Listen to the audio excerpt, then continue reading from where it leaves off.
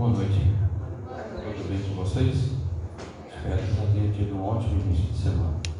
Não é normal a gente fazer isso, mas a gente vai mudar uma pequena coisa no culto. Antes de qualquer coisa, um pequeno, não sei como que é, tirar prova, depositar, seja porque é bom. Mas dá uma olhadinha no acampamento de verão. Se você não se inscreveu, dá tempo, Matheus? Até sexta-feira. Até sexta-feira. Dá tempo. Olha só para você. Oiê! Nosso acampamento de verão está chegando. E olha só onde a gente está. Vem com a gente que a gente vai te mostrar como que é esse espaço maravilhoso que a gente vai passar dias incríveis ao lado do nosso Deus. Vem com a gente.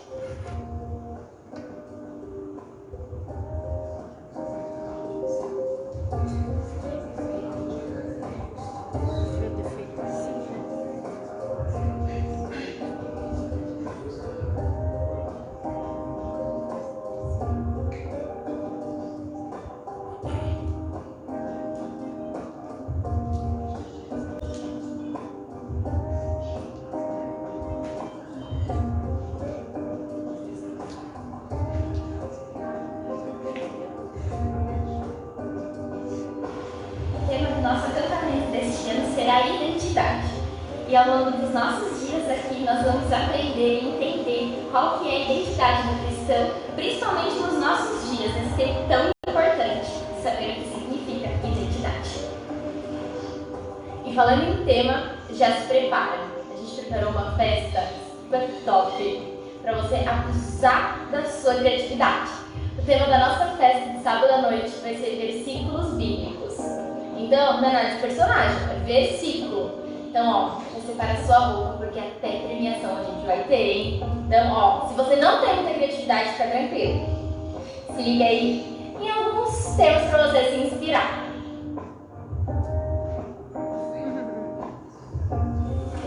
Esse acampamento está sendo planejado para você se desconectar de tudo que está acontecendo no mundo lá fora. E se conectar e focar somente em conhecer mais a sua identidade e melhorar o seu relacionamento com Deus. Por isso, a gente lança um desafio de passar 5 dias desconectado do seu celular. Você topa? Venha passar dias incríveis ao lado de Jesus. Esperamos por você, hein? Vem! Vem. Louvor.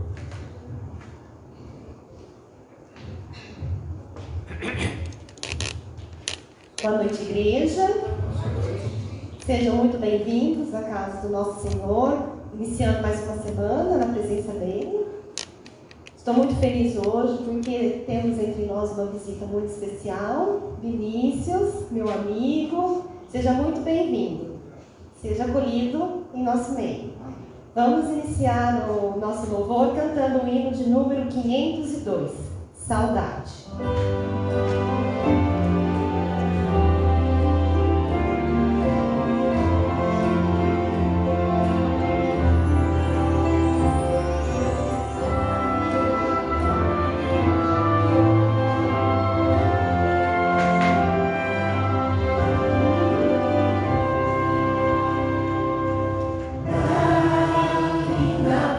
Estou bem longe, triste.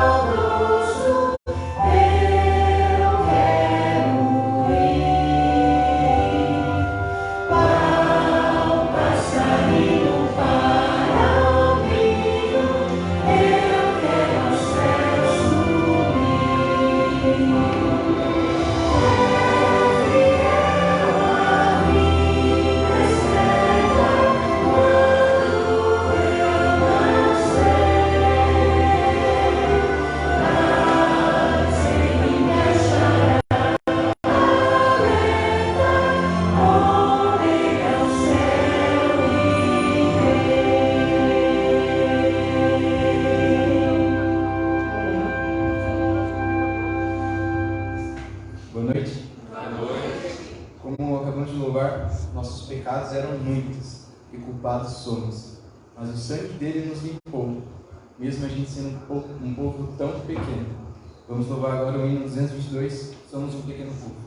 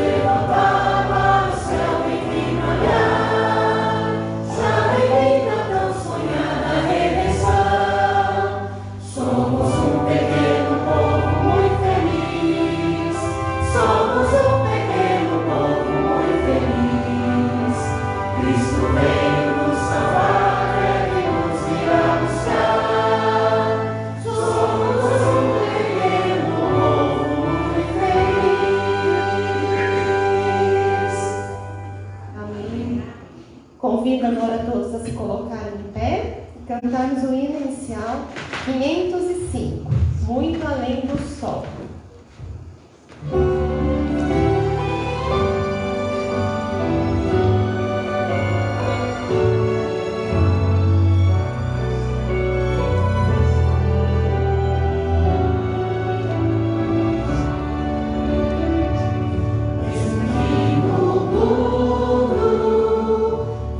Sem riqueza, sem que lá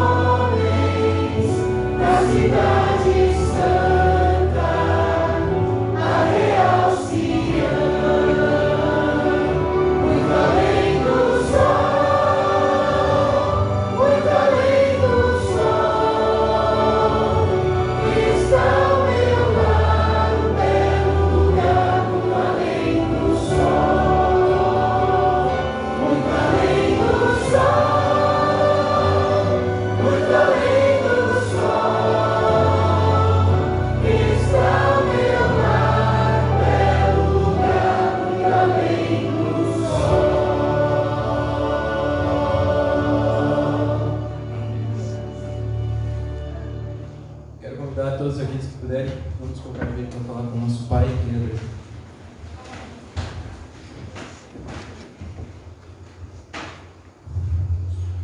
Pai, querido Deus, Senhor, estamos aqui reunidos hoje para louvar e glorificar o Teu nome. Queremos pedir perdão por todos os nossos erros e nossas falhas. A gente é tão pequeno, a gente é tão falho, tão pecador, não merecemos de jeito nenhum o Seu amor. Mas mesmo assim o Senhor nos ama, independente de qualquer coisa. Por favor, Pai, abençoe o pregador nessa noite, Wesley. Que ele não venha falar por ele, mas venha falar por Ti. Amém. Envia-nos Teu Espírito, enche o nosso coração com a Tua palavra e sabedoria. Que a gente saia daqui sabendo mais do que quando entramos. Que a gente saia daqui cheios de amor e Espírito. Que a gente saia daqui nos sentindo melhor para a nova semana que está por vir. Continue nos abençoando, nos acompanhe durante cada dia, Senhor. Que a gente não esqueça de estar em comunhão com o Senhor. Amém.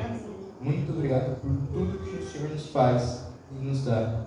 Em nome de Jesus Cristo. Amém. Amém.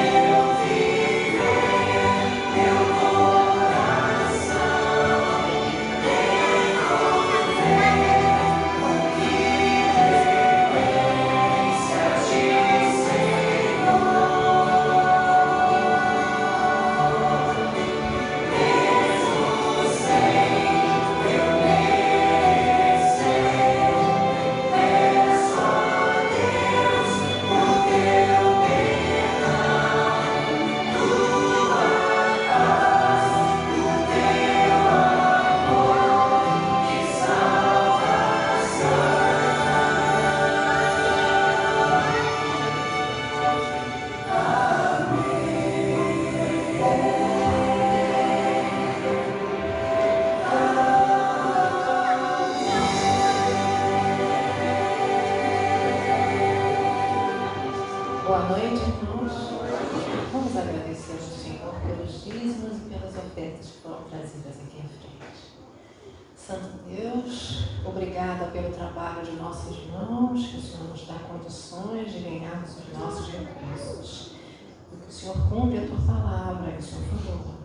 Está escrito, que o Senhor derramaria sobre nós bênçãos sob medida, quem fosse fiel à Tua casa, ao Teu serviço. Agradecemos pelos dízimos, pelas ofertas, pelos irmãos que trouxeram daqui. Em nome de Jesus. Amém.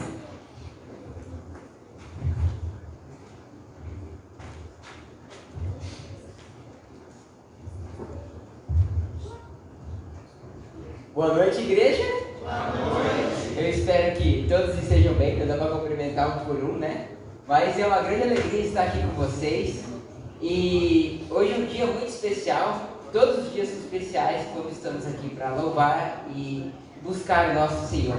Mas hoje temos visitas muito importantes, que é o casal que veio com a gente ali, o Jair e a Maria José. Muito bom ter vocês aqui. Teve a visita também que a Raquel mencionou, amigo dela. É muito bom ter vocês aqui. E eu garanto para vocês, Vocês vieram aqui no melhor lugar do mundo. O melhor lugar do mundo é o lugar onde Deus está. Amém. Bom, queridos, hoje a gente vai tratar de um tema interessante. Um tema diferente. Um tema muito legal. Mas antes de começar, eu gostaria de passar uma ilustração do que é mais ou menos. Então imagine o seguinte: antes de a gente poder chegar aqui nessa igreja hoje, e ela está toda ligada assim, um irmão teve que abrir a igreja. Concorda comigo? Beleza. Ele teve que abrir o portão, teve que abrir a porta principal, e para ele abrir, ele precisou usar chaves. Ok. A chave que abre o portão da igreja para ele poder entrar e fazer as outras coisas é uma chave. E dentro daquela chave, com aquela chave, tem outra chave junto. Então é um molho de chaves, mas a chave que ele precisa para abrir aquela porta é uma. Só que as outras vêm junto, para que depois que ele passar daquele portão, ele abre as outras portas. Guarda essa ilustração na cabeça, porque ela é basicamente o que a gente vai usar um tempo depois. Guarde essa ilustração. Bom, queridos, hoje iremos nos afirmar no livro de Gálatas, especificamente no livro de Gálatas. É um livro interessante. Já se perguntou por que o livro, a Epístola de Gálatas está na Bíblia? É um livro que foi conservado, mas qual é a função da Epístola de Gálatas? O que ela traz para nós, o que Paulo, quando escreveu ela, trouxe, o que nós podemos retirar de lição. Então eu convido você, aqueles que puderem, que tiverem a Bíblia na mão, segurar a Bíblia com carinho, não segura forte não, tá? Para a gente fazer uma oração, para a gente abrir a palavra de Deus. Todo mundo com a Bíblia na mão? Oremos então? Fechando os nossos olhos.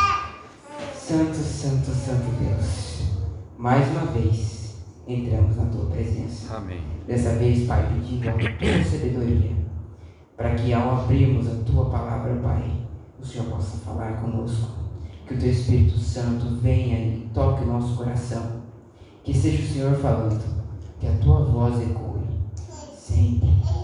Pai, nós pedimos a Tua direção, no nome de Jesus. Amém. Amém. Amém. Então vamos fazer o seguinte, vamos abrir o livro de Gálatas. O livro de Gálatas, ele foi escrito por Paulo. Tem umas teorias muito loucas para qual Galácia que foi escrita. Existem duas Galácias, a Galácia do Norte e a Galácia do Sul. Bom, tem teorias e especulações, mas isso não é importante para nós no caso.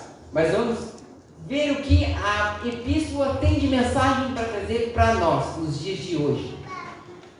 Muitas pessoas, quando falam do livro de Gálatas, eles pensam o seguinte: poxa vida, para que eu vou querer usar este livro? Porque a mensagem que o livro de Gálatas traz é o apóstolo Paulo falando com a igreja de Gálatas, falando com os galácios, sobre práticas judaizantes naquele tempo. Então tinha o povo judeu, certo? Aquele povo que era firmado nas leis. Depois do sacrifício de Cristo, eles ainda não acreditavam em Jesus. Eles não acreditavam que Cristo era o Filho de Deus. Eles ainda passavam práticas, aquelas leis e passavam. E aí chegou a hora que eles chegaram a passar o povo de Gálatas, dos Gálatas. Bom, Paulo escreve para eles: olha só, irmãos, calma aí, espera um pouquinho aí. Não é só essas práticas. E aí, queridos, a gente entra num tema que a gente vai abordar, que é a justificação pela fé. Só que antes vamos entender um pouco mais sobre esse livro. Vamos contextualizá-lo, vamos colocá-lo ele na história, vamos entender como ele se encaixa. O livro de Gálatas, ele tem diversas interpretações diferentes. Muitas pessoas interpretaram esse livro errado ao longo da história, exatamente assim como outros livros da Bíblia. Sabe o que eles fizeram? Pegaram o livro de Gálatas, pegaram o que Paulo escreveu e falaram o seguinte: tá vendo? O que Deus passou antes, toda aquela lei de Deus, aquela lei de Moisés, aquela coisa toda, foi abolida por Jesus. Jesus aboliu a lei de Moisés. É basicamente isso que pessoas, quando pegam o livro de Gálatas, trazem. Mas a visão, na verdade, é outra diferente. Vamos abrir os nossos olhos para ver um horizonte diferente, para ver um pouco mais além. O que é que o autor queria que nós víssemos? Na Epístola de Gálatas, vocês podem perceber, nos primeiros capítulos, a introdução de quem é o apóstolo Paulo. Então, abra a Epístola de Gálatas e vamos abrir no capítulo capítulo que Paulo diz sobre a história dele, no capítulo 1, versículo 11 em diante. Paulo começa a contar trechos da sua história. Por que ele não conta a história inteira? Porque tudo dá a entender que ele já conhecia a história de Paulo. Paulo é dito, você percebe o estilo do autor ao ler a epístola. Paulo era como eu e você, um ser humano comum. Ele tinha momentos que ele ficava bravo, tinha momentos que ele estava feliz, tinha momentos que ele sabia trabalhar. Paulo escreveu a epístola com a sua forma, com o seu estilo pessoal. E você percebe isso quando ele menciona para o Gálatas, ele escreve assim: meus irmãos, queridos irmãos, é o seguinte, tal, e ele tem essa intimidade, porque Paulo era judeu. Guarde essa informação importante, Paulo era judeu. Então vamos lá. Versículo 11. Irmãos, quero que saibam que o evangelho por mim anunciado não é de origem humana. Não recebi de pessoa alguma, nem me foi ensinado. Ao contrário, recebi de Jesus Cristo por revelação. Vocês ouviram qual foi o meu procedimento no judaísmo, como persegui com violência a igreja de Deus, procurando destruí-la. No judaísmo, eu superava a maioria dos judeus da minha idade e era extremamente zeloso nas tradições dos meus antepassados. Mas Deus me separou desde o ventre materno e me chamou por sua graça, quando lhe agradou revelar o seu Filho em mim, para que eu anunciasse entre os gentios. Não consultei pessoa alguma, tampouco subi a Jerusalém, para ver quem já eram os apóstolos antes de mim. Mas imediato parti para a Arábia e voltei outra vez a Damasco. Então, você tem nesse primeiro capítulo, nessa parte de diante, Paulo contando um pouco mais da sua história. Não vamos avançar muito, porque sabemos o propósito depois, o que acontece com Paulo. Mas queremos entender um pouco mais. A mensagem principal ainda não é a vida dele, mas sim o que ele vai trazer para nós depois. Lembra que Paulo era judeu? Ok, Paulo participava, ele entendia as tradições do povo judeu, ele perseguia a igreja de Cristo. Mas quando acontece aquele evento com ele, que ele vê a Cristo, ele começa a pregar o evangelho, as coisas mudam na vida de Paulo. Ele começa a ficar popular. Sabia que Paulo era famoso? Se você continuar lendo na epístola de Gálatas, vai dizer que tinha igrejas que já ouviram falar de Paulo. Poxa vida, ele perseguia a igreja de Cristo. Mas ele agora está convertendo pessoas. Ele está falando o mesmo evangelho que a gente. Então, Paulo passou por esse processo. Ele sabia o que eram as práticas do judaísmo.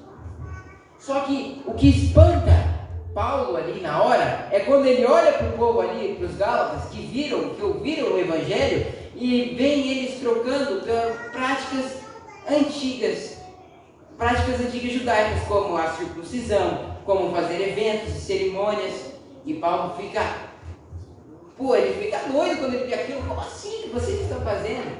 Tanto que ele passa depois ali um momento que ele discute com Pedro, e aí entra no que a gente quer. Queridos, não vamos entender uma coisa errada, vamos entender o que aconteceu.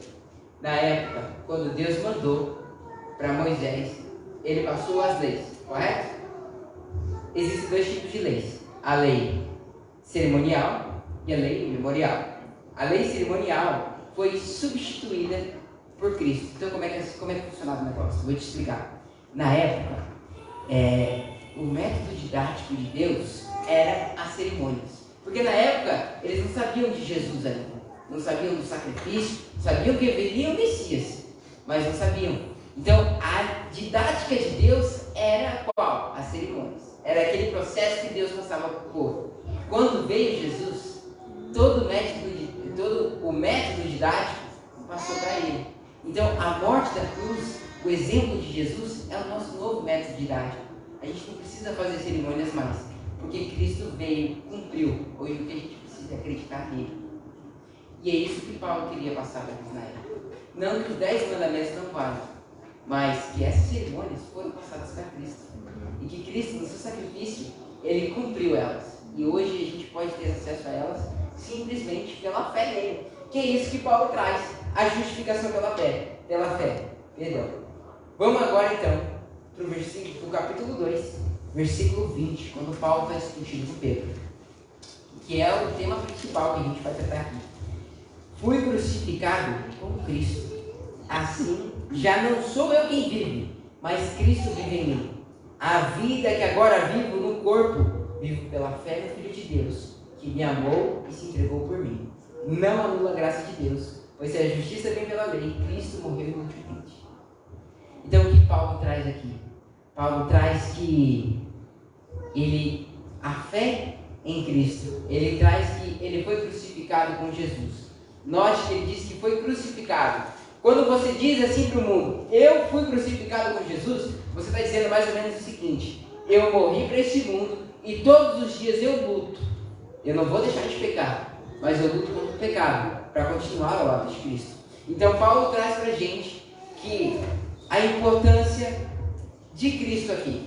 Ele traz que ele morreu para o mundo e Cristo vive com ele. Não quer dizer que Cristo está incorporado nele, mas as características do cristão ele transmite. Mas vamos continuar um pouco mais. E no capítulo 3, Paulo traz a questão da fé e obediência. Ele traz a questão sobre a promessa. Ele traz um tema muito interessante. Ele traz Abraão. E ele traz sobre a questão que eles acreditavam muito na questão de Abraão. Mas Paulo diz o seguinte: se você acredita em Cristo, você também é herdeiro da promessa de Abraão. Então o que temos aqui, queridos, é que a fé em Jesus hoje é tão importante que se você hoje acredita e diz que tem fé em Jesus, até mesmo herdeiro da promessa de Abraão você é. Olha só que coisa maravilhosa, não é? Sobre como vemos a figura de Cristo, como Cristo é importante, como Ele ilumina o nosso caminho. Mas vamos continuar com uma coisa mais interessante. Paulo traz a questão com muitas metáforas no livro de Gálatas, e você percebe isso nas epístolas. Ele traz metáforas para ilustrar, traz muitas perguntas retóricas seguidas para impactar as pessoas. Mas quando ele traz aqui no livro de Gálatas essas perguntas, ele traz elas sucessivamente para que a pessoa, quando veja, ela seja impactada. Peraí, é verdade. Vamos para um exemplo no capítulo 3, do versículo 1 até o 5. Ó Gálatas insensatos, quem os enfeitiçou? Não foi diante dos seus olhos que Jesus Cristo foi exposto como crucificado? Gostaria de saber apenas uma coisa: foi pela prática da lei que vocês receberam o Espírito, ou pela fé naquilo que ouviram? Será que vocês são tão insensatos que, tendo começado pelo Espírito, querem agora se aperfeiçoar pelo próprio esforço? Será que foi inútil sofrer essas coisas? Se é que foi inútil, aquele que dá seu Espírito opera milagres entre vocês. Realize essas coisas pela prática da lei ou pela fé com qual receber a palavra. Então, percebam, ele manda perguntas sucessivas para que a pessoa seja impactada. Mas vamos ir um pouco mais na mensagem sobre quando Paulo diz para a gente que o que te torna justo, o que te salva, não é as leis que você faz, que você segue, ou se você deixou de fazer alguma coisa, se você vai à igreja todo dia, se você vai à igreja aos sábados, aos domingos, se você deixou de ir à igreja, se você deixou de ir no projeto missionário, se você deixou, poxa vida, eu estou usando uma roupa inadequada, se você fez uma coisa assim. Não são esses rituais que vão te salvar. O que te salva é unicamente a graça, a fé em Cristo. Porém, quando você, assim como a Chaves, aceita a fé em Cristo, outras coisas vêm juntos. A sua fé frutifica, que é o que Paulo traz depois com os frutos do Espírito. Os frutos do Espírito nada mais são do que a frutificação da sua fé. Então, não adianta você chegar aqui e dizer: olha, eu cometi muitos erros, mas eu aceitei a Jesus. Quando você aceita Jesus, você é justificado pela fé. Como Paulo traz aqui, em muitos momentos, sobre a questão da justificação. Justificação ele traz em outras epístolas também. Quando você é liberto da escravidão de seguir leis contínuas e Cristo te liberta dessa escravidão, você é justificado, você se torna uma nova criatura. E quando você tem essa fé, coisas vêm junto. Outras coisas vêm, que são as boas obras. O que te salva não são as boas obras, se você deixou de fazer ou não fez alguma coisa. O que te salva é a sua fé. Mas se você tem fé e você frutifica ela gera bons frutos. Vamos ver entender um pouco mais essa alusão dos frutos, abram no livro de João, o Evangelho de João, capítulo 15. João, capítulo 15.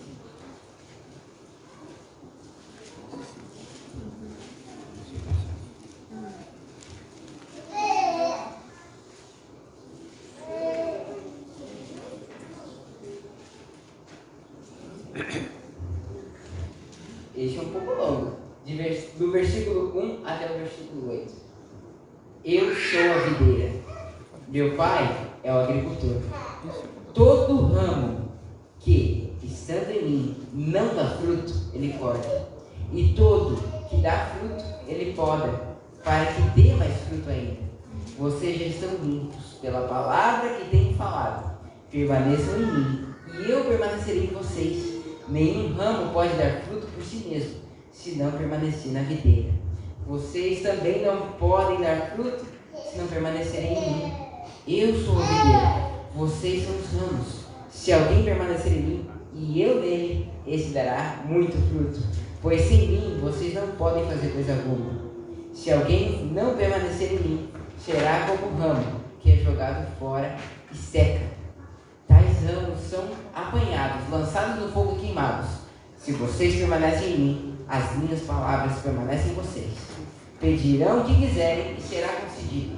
Meu Pai é glorificado pelo fato de vocês darem muito fruto, e assim serão meus discípulos. Então o que Jesus traz aqui pra gente é que quando a gente tem a fé nele, a nossa fé frutifica. Você dá frutos. Imagine o seguinte: você começa a acreditar em Jesus ali naquele momento, você diz, eu aceito a Cristo. A partir daquele momento que você diz, eu aceito a Cristo, meu amigo, a sua vida muda, seus olhos abrem, você vê o mundo de outra forma, você vê o mundo da forma diferente, você é inundado por uma coisa diferente do que o mundo te traz. Quando você tem a fé em Cristo, a coisa é diferente. Quando você frutifica a sua fé, você percebe que no caminhar da sua vida, você percebe Jesus de uma maneira muito diferente. A frutificação da sua fé é algo que garante, talvez não garanta a sua salvação. Se você acredita em Jesus, você tem a sua salvação. Mas se você frutifica a sua fé, você não é cortado da videira, porque você dá frutos. Mas dentre esses frutos que são apresentados para nós no livro de Gálatas, são os frutos chamados frutos do Espírito. Aquilo que é dado pelo Espírito. Onde o Espírito Santo entra nessa história? Quando você se entrega a Jesus, você aceita essa fé. Quando você frutifica, você acaba sendo frutificado pelo Espírito. Se você não é frutificado pelo Espírito Santo, então a sua caminhada cristã não vai adiantar de nada. Se você, a partir do momento que você não aceita ser frutificado pelo Espírito Santo, você frustra os planos de Deus para a sua vida. Você frustra os planos de Deus para as pessoas da sua volta. Deus tem um propósito na sua vida, tem um futuro. Mas se você não pega a sua fé que você tem em Cristo, você não frutifica ela, você não busca fazer aquilo que é certo, você não busca fazer as boas obras, de nada adianta. De que adianta você chegar aqui hoje na igreja e dizer, eu aceito a Cristo, eu sou cristão, mas você não faz nada de boas obras, você não frutifica a sua fé? Que fé é essa? A fé sem obras é morta. Segue um pouco mais para Efésios 2, 9, de 8 a 9, você vê, a fé sem obras não adianta de nada. Então o que frutifica a sua fé hoje são as boas obras, quando a sua fé frutifica. Mas vamos ver sobre os frutos do Espírito. Volta agora para Gálatas. Vamos voltar um pouquinho. Legal para ouvir o barulhinho da Bíblia, né? Barulho das folhas. Volta para Gálatas, capítulo 5. Vamos ver do versículo 19 em diante. Vamos pegar o 16. Por isso digo, todo mundo achou? Fechou então. Por isso digo, vivam pelo Espírito, e de modo nenhum satisfarão os desejos da carne, pois a carne deseja o que é contrário ao Espírito, o Espírito o que é contrário à carne. Eles estão em conflito um com o outro, de modo que vocês não fazem o que desejam. Mas vocês são guiados pelo Espírito, não estão debaixo da lei. Agora vem a parte interessante. Ora, as obras da carne são manifestas: imoralidade sexual, impureza, libertinagem, idolatria, feitiçaria, ódio, discórdia, ciúmes, ira, egoísmo, dissensões, facções, inveja, embriaguez, orgias e coisas semelhantes. Eu os advirto, como antes já os adverti. Aqueles que praticam essas coisas não herdarão o reino de Deus. Mas o fruto do Espírito é amor, alegria, paz, paciência, amabilidade, bondade, fidelidade, mansidão e domínio próprio. Contra essas coisas já não há lei. Os que pertencem em Cristo Jesus crucificaram a carne com suas paixões e seus desejos. Vamos analisar esses frutos do Espírito? Amor. Sabe, queridos, o mundo hoje em dia passa uma visão de amor muito deturpada. O amor hoje em dia que é passado para o mundo é aquele amor que, olha, todo tipo de amor vale. O amor, poxa vida, se você tem um casal aqui, se eles se amam, tá tudo bem. É um amor. Mas essa visão de amor que o mundo te passa é um amor contra aquilo que Jesus passa. O amor de Jesus é muito mais amplo. Quando você chega assim para o seu amigo, você diz: meu amigo, eu amo você. Se você precisar, conta comigo, eu estou aqui para te ajudar. Isso é amor. Quando você chega para o seu próximo, uma pessoa que você nunca conheceu antes, e você chega para ele e fala: meu amigo, eu quero te ajudar, sabe? Ele está passando sufoco, está passando necessidade de você ajuda. Isso é amor. Quando você está com seus irmãos de igreja, você cumprimenta eles com a maior alegria. Isso é amor. É um amor muito maior. É um amor que vem de Cristo. É um amor diferente. É um amor que não é igual ao que o mundo te passa. Alegria. Alegria é uma coisa complicada hoje em dia. Sabe, quando você está triste, quando você passa pela tristeza, é uma emoção. É normal. Nós seres humanos temos sentimentos, temos emoções. Então, se um dia você ficar triste, fica tranquilo. É normal. Não quer dizer que você não tem alegria na sua vida. A tristeza é algo comum na vida do ser humano, porque nós temos esse sentimento. Mas, quando você está deprimido, aí eu digo, opa, aí já é perigoso. A depressão não é algo comum, a depressão é uma doença.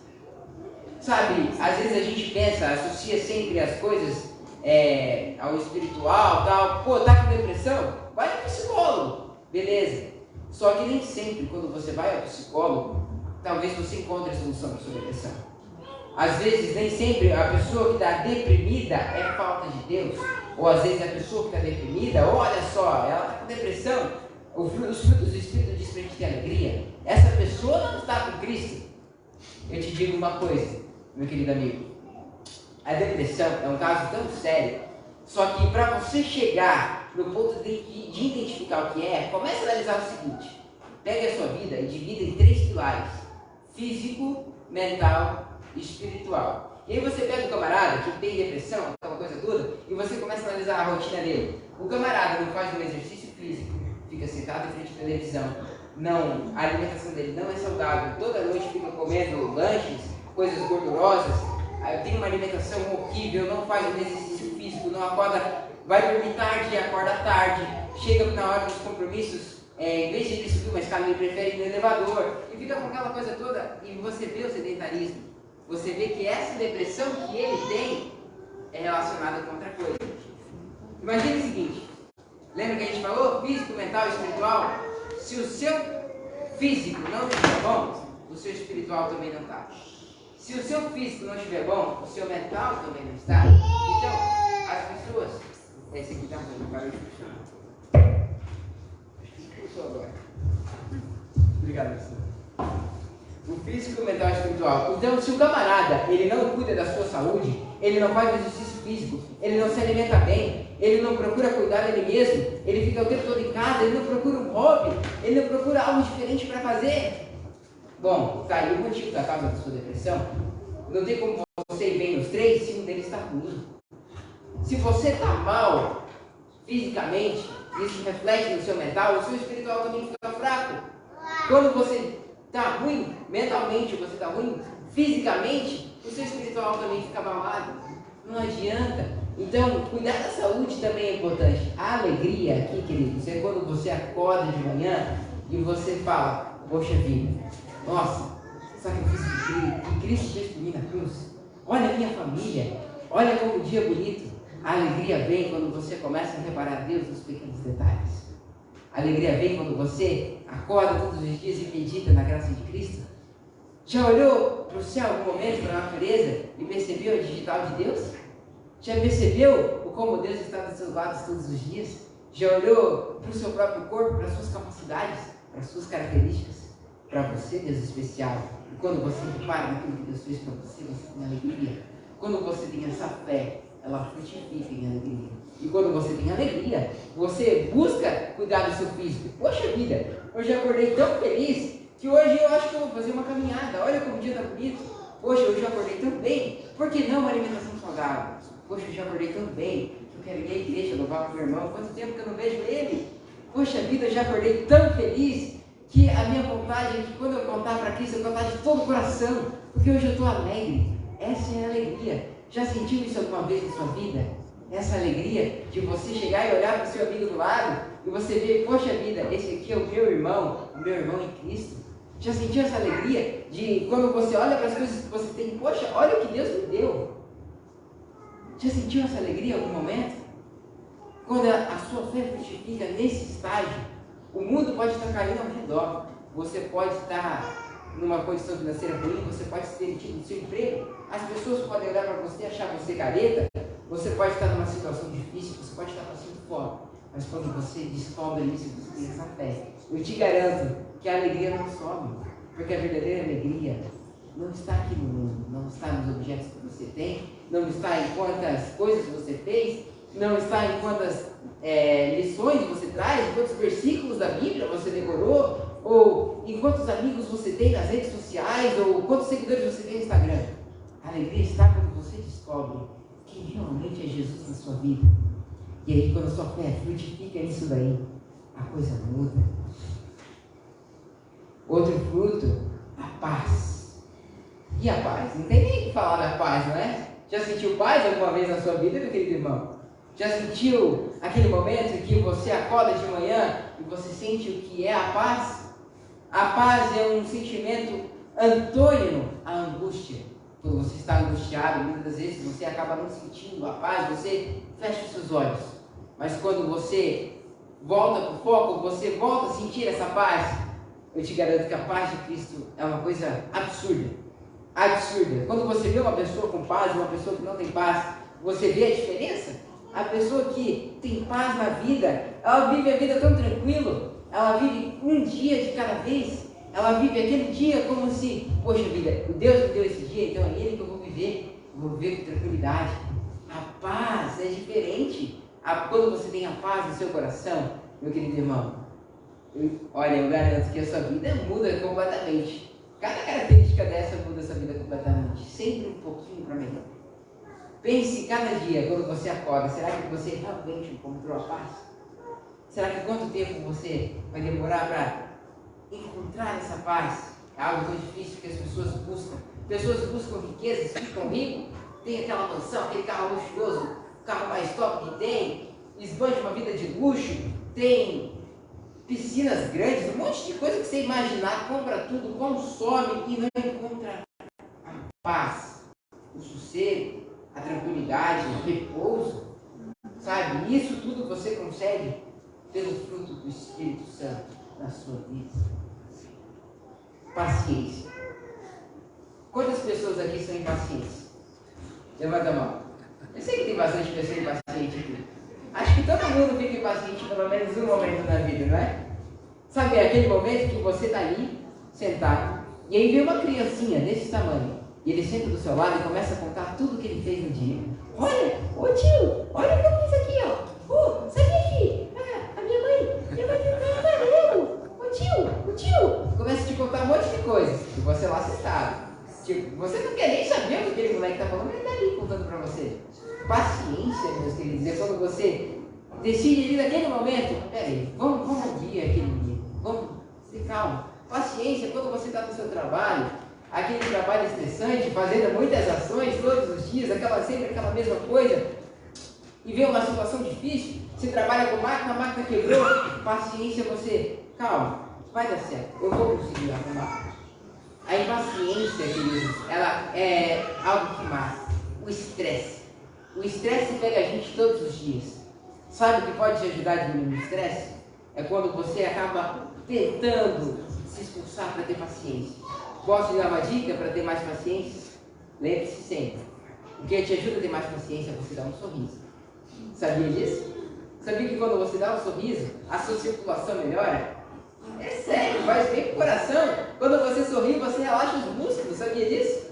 Quando você sorri, você diminui muitas doenças, você aumenta a sua imunidade. Quer uma dica? Quando você estiver impaciente, quando você estiver... Dá um sorriso. Tenta dar um sorriso, o que muitos psicólogos chamam de sorriso interno. Você não precisa mostrar para o mundo todos os seus dentes, mas você tentar dar um sorriso dentro de você. Você sorrir para você mesmo. E você vai perceber que quando você leva a vida mais feliz, e acaba sendo mais paciente com as pessoas ao seu redor, as suas relações melhoram. Tenta fazer o seguinte, quando você está com aquele seu membro da família, e você tenta ser mais paciente com aquele membro mais idoso, ou com aquele membro mais novinho, ou tenta ser paciente com um adolescente que está passando por uma fase difícil. Vê como a paciência é uma virtude, é um fruto do Espírito.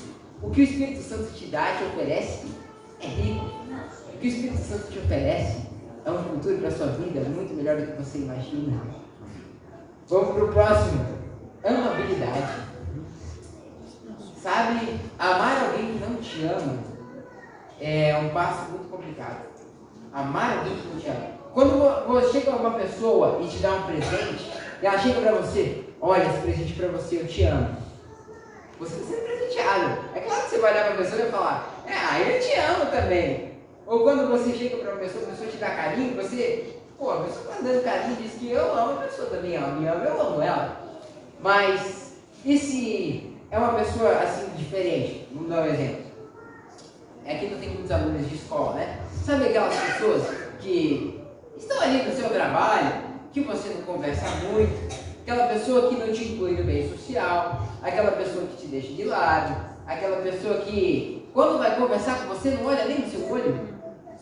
E aí, chega assim, você chega na igreja, não é uma habilidade, tem que ser uma pessoa mais amável. Como é que eu vou amar uma pessoa dessa? Aí chega assim, você anda um pouquinho mais, aí você começa a olhar aquelas pessoas que estão deturpadas hoje em dia, né? Aquela pessoa ali, ela começa a ouvir aquela música pesada, aí você vê que tem uma outra ali, com o bonezinho pra trás, ouvindo funk, com o brinquinho na orelha, aí tem um desse jeito aqui, tem um desse jeito aqui pra colar, e aí diz, tenha amabilidade, seja mais amável, ame essas pessoas. Não é fácil. Não é fácil você chegar para uma pessoa que você não conhece e dizer, eu te amo. O que você tem na sua cabeça hoje que você pensa do amor? Como você pode amar as pessoas ao seu redor? O que é amabilidade? Amabilidade é você aumentar a sua capacidade de amar. Está vendo esse irmão que está aí do seu lado? Você consegue olhar para o olho dele e dizer, irmão, eu te amo? Olha só. Muitos nem sabem o nome do outro, mas você chegar e falar assim, não, eu te amo. Aí, tá vendo? A igreja fica mais unida. Quando você ama as pessoas, você faz uma amizade. Talvez, muitas daquelas pessoas que você acha que você não deve amar, se você der um pouco de atenção para ela, se você amar aquela pessoa, talvez você acabe levando Cristo para ela. Sabe aquele cliente que você acha que não é nada, um cliente aleatório que chega ali na sua loja, você chega para ele e fala, olha, aqui eu vou fazer esse serviço aqui para você com amor, tal. Você transmite amor às pessoas e eu te garanto que a partir do momento que você falar de Jesus, talvez você nem mencione o nome dele, a pessoa já vai perceber que você é cristão, já vai perceber que, esse cara é diferente, essa mulher é diferente, quem é essa pessoa? Poxa vida, muitos hoje em dia só querem ouvir um bom dia, só querem ser amados. Tem muitas pessoas ao seu redor achando que está no círculo social, que está legal, mas na verdade muitos ali nem amam de verdade. O que ele quer é sentir o amor de um irmão próximo. que Ele quer é sentir o que é esse amor. E para você passar Cristo, o método mais eficiente é passando Jesus com amor. Além de amar a Jesus, você tem que amar o seu próximo para passar Jesus. Senão não vai funcionar. Se você passa Jesus para uma pessoa que sem amor, se você passa sem amar a pessoa ali no seu próximo, você está passando o quê? O que você está passando para ele? É falha, não vai funcionar. Agora, tenta olhar assim no olho da pessoa e falar: ser amoroso com ela, olha aqui, meu irmão, posso te presentear? Eu posso te passar uma palavra? Posso te trazer uma mensagem de esperança? Olha como é diferente você amar uma pessoa. Vamos para o próximo. Bondade. Quem aí, não sei se vocês perceberam, já assistiram esses filmes hoje em dia? Não sei, eu sempre fui um cara meio nerd. Então, de vez em quando ali, quando você está ali no tempo ali, você acaba assistindo um filme ou outro. Vamos ver esse filme, lançou, por que não? E aí você começa a analisar um filme. Quando você não é cristão, no caso eu, antes de ser convertido, assisti o filme e falo: nossa, que filme legal, tal. Só que depois que você se batiza e você vira cristão, todo filme que você vê, você fica: olha, não tá com Bíblia não, hein? Ô, calma lá, eu acho que isso aí a igreja falou que isso aí dá certo. Aí você começa a ver assim: acho que Deus não gosta disso. E quando você vê os filmes hoje em dia, eles trazem a questão do seguinte: antes você tinha toda aquela visão, né? Isso se chama indústria cultural. As pessoas querem que você compre cultura. Então sabe aquilo que você assiste na TV? Não é cultura, é um produto. Hoje a música não é um artigo de cultura que você ouve porque é arte. Você ouve porque você consome. A música hoje, todos os estilos, pode perceber, é feito para você consumir. Para você, da próxima vez que o artista lançar outra música daquela, você ouvir aquela outra música. Porque ele manda aquele estilo que te prende. Ou o filme, a série, perceberam que tudo é a mesma coisa? É um mocinho que começa ali, ele é do bem e tal, ele se dá mal no meio do caminho, mas no final ele dá a reviravolta, ele ganha do vilão. Mas hoje em dia, a figura do vilão é passada como se o vilão, na verdade, não é vilão. Sabia que é passado assim hoje em dia? Que aquele vilão que faz a maldade, na verdade não é que ele é mau, é que ele tem uma ideologia diferente. O herói, não é que o herói é o herói só tem uma ideologia diferente. Hoje em dia o que é passado é uma guerra ideológica, e como o cristão se posiciona no meio dessa guerra ideológica, sabendo o que é o bem e o que é o mal. Vou fazer uma pergunta para vocês. Quantos caminhos existem? Se você pudesse pensar na sua vida, numa vida, quantos caminhos existem numa vida? Quantos? Vamos lá, faz um número. 2, alguém dá mais? Alguém dá mais? Não, 2? Vamos ficar nos 2, né? Tá bom, então, certa resposta, 2 caminhos. Imagine o seguinte: 2 caminhos. O caminho do bem e o caminho do mal. O caminho do bem é a palavra de Deus. O que é o caminho do mal é tudo aquilo que não está na palavra de Deus. Né, beleza? A palavra de Deus diz o seguinte: olha, não é certo que você roube. Não é certo roubar. Não furtarás. Beleza? Não é certo furtar. E aí chega no outro caminho, aí chega assim: furtar, tá bom, é verdade, mas se você furtar por um bom motivo, você está perdoado. Se você furtar por um bom motivo, você não está errado. Isso está ou não está na palavra de Deus? Não está. Então, cristão, é bem fácil o que eu vou te falar agora. Na vida, ou é 8 ou é 80, ou você está do lado de Deus ou você não está. Ou você tem bondade, ou você é do bem, ou você é do mal. Ou o que você assiste é de Deus ou não é. Ou o que você ouve é de Deus ou não é. O que você fala para o seu amigo ou é de Deus ou não é. Ou você é um homem ou uma mulher de Deus ou não é. Simples, né? Bondade, o que é ser bondade? O que é ser bondoso? Bondoso, quando você para analisar as características de ser bondoso, você olha para você mesmo e você fica até mal, né? Poxa vida, eu poderia ser um pouquinho mais bondoso com as pessoas ao redor. Bondade é você chegar e não retribuir com o mal. É pagar o mal com o bem. Parece ser difícil, né? Pagar o mal com o bem. Então, é basicamente o seguinte: alguém te fez algo ruim, poxa vida, chegou a pessoa ali, você está no meio do trânsito, a pessoa vai lá e te fecha assim no meio do caminho, quase dá um acidente bem, e em vez de você retribuir, buzinando, gritando, falando palavrão, você chega assim e fala: tranquilo, deixa eu passar. Seja bondoso com as pessoas ao seu redor, tenha bondade. Seja uma pessoa bondosa, é bem simples. Se alguém está precisando que você tem, lembre-se, sempre vai existir uma pessoa mais pobre que você. Sempre. E você tem algo que é bom ali, você, poxa, tem algo conservado, eu não estou usando, não vai dar coisa ruim para os outros, hein? Não vai dar algo todo quebrado, não. Dá algo que você tem que é bom, só que não tem mais utilidade para você. Se você pode doar aquilo ali, poxa vida, fazer uma boa ação de bondade, por que não? Sabe? O Espírito Santo, cara, Jesus é tão incrível.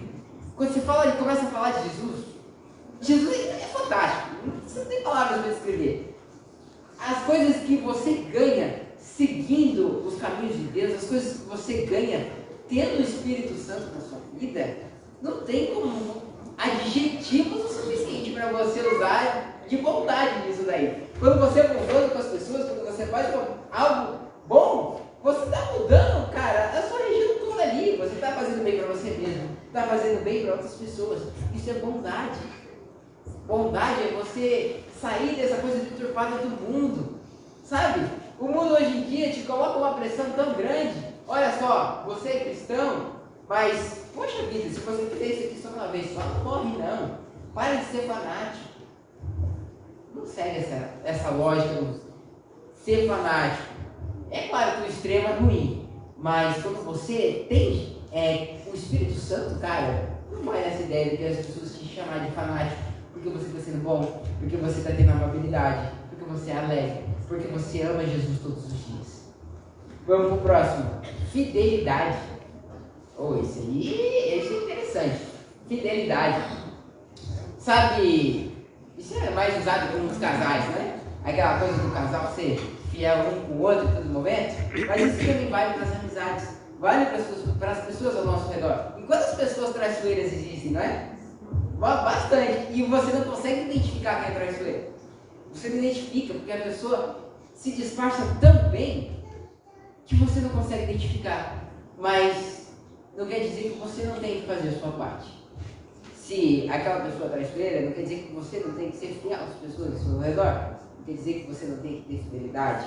Não só fidelidade com os seus irmãos, claro, mas fidelidade com Deus também. A fidelidade é algo que vai te carregar.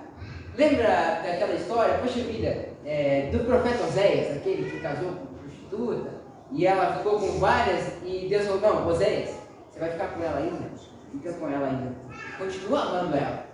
E Deus estava mostrando, representando o que é o amor de Deus. Quantas vezes a gente trata dessa fidelidade? Quer ver um caso? Quem aí conhece o Judas Iscariotes, aquele cara que traiu Jesus por 30 moedas de prata? Levanta a mão, quem trairia Jesus por 30 moedas de prata? Ninguém, né? Mas agora eu vou pegar pesado. Se dissesse que você trai a Jesus, nega a Jesus, você troca Jesus por muito menos hoje. Quantas vezes a gente faz isso, né? E assim como Pedro negou a Jesus 3 vezes, ele deve falar, Senhor, tu sabes que eu te amo, tu sabes que eu te amo, tu sabes que eu te amo. Se eu fosse parar para contar quantas vezes eu neguei Jesus, eu acho que eu ia ficar falando isso a minha vida inteira. Senhor, tu sabes que eu te amo. Quantas vezes a gente troca Jesus por algo tão simples, né? E quando a gente para perceber todas as vantagens dos frutos do Espírito, como a nossa fé frutifica, e aqueles que têm a fé frutificada em Cristo herdarão aquilo que é a promessa de Abraão, como Paulo traz, herdarão o reino dos céus. Poxa vida, aqueles que acreditam em Jesus serão justificados. Aqueles que acreditam em Jesus separarão as boas obras, a gente ainda troca por cada coisa furreca, né? É até triste, né?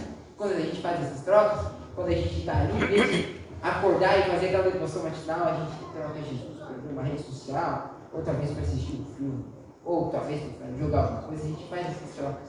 Mas quando a gente para perceber, eu te digo, ainda dá tempo. Ainda dá tempo de você assumir uma fidelidade. Não só uma fidelidade com Deus, mas uma fidelidade talvez com o seu cônjuge, com o seu pai, com sua mãe, com o seu irmão aí da igreja, seu irmão em Cristo, com as pessoas ao seu redor. Fidelidade é uma coisa interessante. Mansidão. Ser manso, queridos, é uma coisa diferente. Ser manso. Quantas pessoas mansas vocês conhecem na vida de vocês? Aquela pessoa, poxa, aquela pessoa é tão mansinha. Aquela pessoa fala numa tranquilidade, numa paz. Quantas pessoas você conhece que são assim? Hoje, parece que a vida que é colocada à sua volta, cristão, é feita para que você não tenha mansidão. Já parou para pensar nisso? Que a vida que as coisas que são colocadas ao seu redor são colocadas para que você não tenha mansidão. São colocadas para que você fique mais estressado. É colocado para que você fique com raiva, para que você compre, para que você consume, para que você tenha seus desejos da carne, que você faça aqueles desejos imundos. E tudo isso é para te afastar da mansidão. Mas como que você alcança a mansidão? Primeiro ponto, como todas as outras características, o Espírito Santo. Segundo ponto, que para entender a mansidão a gente vai ter que entrar no próximo, que é o domínio próprio. Domínio próprio é você conhecer a você mesmo, os seus defeitos. Já você conhece os seus defeitos? Você conhece as suas qualidades, os seus pontos positivos? Você conhece as suas manias? Conhece? Você conhece aquilo que você pode oferecer? Você conhece você mesmo? Você conhece os seus desejos? Pois bem, aprenda a dominá-los. Domínio próprio. Quando você conhece você mesmo, quando você aprende a se dominar, você consegue aplicar a mansidão. Você consegue ver os seus problemas, os seus defeitos e consegue ser mais manso. Uma coisa é ligada na outra. Todos os frutos do Espírito são ligados entre si. Todos são conectados para que você seja um cristão diferente, para que você seja liberto. Sabe, queridos, quando você dá frutos, quando você é transformado, as coisas mudam. Quando você tem uma fé salvadora e ela frutifica, ela vai acompanhar as boas obras. Mas não quer dizer que só porque você tem essas fé, você faz uma boa ação, você tem o fruto do Espírito, não quer dizer que você não vai seguir a lei, por exemplo, a lei de Deus, os 10 mandamentos. Não, o que Deus escreveu vale ainda para nós até hoje. Mas muitas coisas foram passadas para Cristo. Deus só mudou o método. Vamos ver aí, tem que tá no horário ainda, não tá? Ou eu já passei? Acho que eu passei um pouquinho. Tá bom, normal. Passar um pouquinho não faz mal, né? A gente acaba se empolgando, acaba dando uma mudada. Mas, irmão, por mais que geralmente assim, quando você é engraçado, quando você prepara para pregar alguma coisa, eu fui estudar, nessa sexta-feira eu estava aproveitando a última semana de férias, e aí nessa sexta-feira eu aproveitei que eu tive uma oportunidade, eu fui lá pro NASP, lá, fui na biblioteca, peguei um livro, aí eu fui lá, vi vídeos de pastores, abri a Bíblia, li versículos, fiz uma coisa, fiz outra, e aí a coisa pega quando você dobra o seu joelho e fala: Senhor, mostra para mim o que é que eu tenho que falar, quando que eu tenho que falar, o que é que eu tenho que falar. E aí você vê que tudo aquilo que você escreveu, as suas ideias, a história que você escreveu, que você estudou, que você leu, e você olha, não, eu quero que Deus chega para você e fala: eu quero que você fale uma coisa diferente. É coisa de doido, sabe? Eu tinha planejado falar de outros assuntos, olhar outra história, pegar a Bíblia, ver outros versículos, mas tem coisas que a gente não controla, né? Então, meu irmão, eu espero que você, todos os dias, quando você acordar, quando você abrir os seus olhos, quando você tomar consciência do seu sono, você possa perceber na sua vida que o que está ao seu redor, tudo aquilo que você tem na terra é passageiro.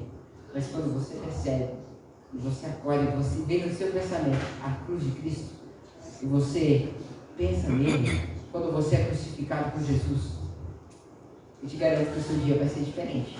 Eu desafio você tentar nesse início de semana, que está voltando as coisas, a acordar e a meditar e falar: hoje eu quero ser crucificado por Jesus. Hoje eu quero o Espírito Santo na minha vida. Amém. Amém? Então, para a gente finalizar, vamos fazer uma oração? Vamos aproveitar esse privilégio? Convido os irmãos a ficarem de pé, todo mundo junto. Isso! Fechamos os nossos olhos e falar com Deus. Oremos então. Pai querido, muito obrigado, Senhor, por cada bênção que o Senhor nos trouxe, por cada coisa que o Senhor nos dá, pela Tua palavra, pelas Tuas recomendações. Senhor, Tu és maravilhoso. Nós não temos palavras o suficiente para Te descrever. Nossa mente é muito pequena para um Deus tão grandioso que é o Senhor. Pai, pedimos a Ti perdão por a cada momento a gente, em vez de seguir e frutificar a nossa fé, a gente estabelecer, ficar parado numa campina, não prosseguir, mas sozinhos, Pai, não iremos conseguir mudar. Sozinhos não vamos sair da nossa situação. E por isso clamamos a Ti. Humildemente, que o Teu Espírito Santo venha, que o Senhor venha, nos ajude a levantar, Pai. Estamos aqui debilitados, mas somente com a Tua mão podemos levantar. Somente com ela podemos prosseguir. Somente focando no Senhor podemos almejar algo maior. Somente no Senhor podemos alcançar a vida eterna. Amém. Espírito Santo, desça sobre nós e inunde a nossa vida. Agradecemos mais uma vez as bênçãos que o Senhor tem nos dado, que a nossa fé possa frutificar somente em Ti. Amém. Tudo isso dizemos, em nome do nosso Salvador, Príncipe da Paz. Tudo, tudo, tudo. Jesus Cristo. Amém. Amém.